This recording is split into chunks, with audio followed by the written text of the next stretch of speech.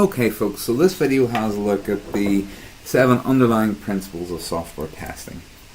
So straight in with the first one, first principle of software testing naturally is to show the presence of defects. The important thing to stress in this one is that testing can show us that defects are present, but it can never prove that there's no defects in a piece of software. So what we can say here is that testing always reduces the number of undiscovered defects, but it's not proof that a piece of software is ultimately defect free. So as we've mentioned previously, there is always some sort of residual risk whenever we put a piece of software out to market. We can never guarantee that it is completely bug free. Leading into that is the second one then, where we say exhaustive testing is impossible.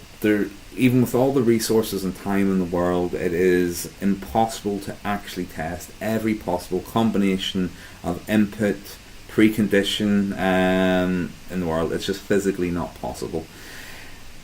Rather than trying to battle against this, what we're trying to get across is that what we need to do is use risk analysis and actually prioritize where we need to focus testing. So our objective is to reduce risk and to maximize quality, but we'll never be able to remove risk or guarantee 100% quality in a piece of product. Just to put that into context, let's imagine we have a website or a piece of software that has 15 input fields. Now that's not a lot if you think about doing an application online for an insurance quote or something similar to that. 15 fields is certainly below what you'd expect to do there. So let's say that each of these 15 fields has 5 possible values, which again is going to be well below what a lot of websites will offer. So to test that in one system, so on one phone or in one desktop computer, we could actually generate ourselves 30.5 billion tests alone, just from those input fields. The second you try to maximize that and try, we'll test this on a desktop device, we'll test this on a tablet, you're then doubling and tripling that volume of tests. So, as I've mentioned, it is practically impossible for us to actually conduct exhaustive testing.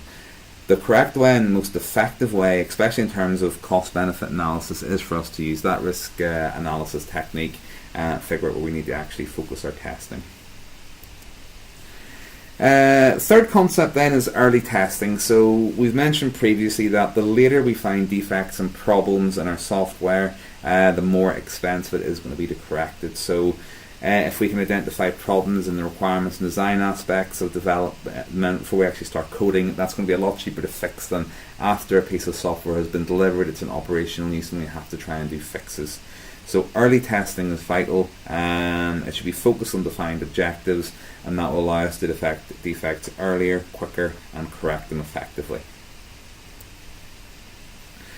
Defect clustering is an interesting characteristic of testing. What we tend to find is when we test a piece of software, we don't have an even distribution of problems appearing across the system. They usually cluster in a number of key areas, and as you'd expect, it tends to be where we have the most complex behaviors in a system. So why do we have this clustering thing? Well, as I've mentioned, the complexity leads into it. We can have external factors such as changing software, or business rules can make certain aspects of a software system more challenging as well. The quality of a software development team can be relevant to this as well. If we have a relatively new product development team, maybe haven't worked on this particular type of project before, we can see some clustering in the type of work that they do.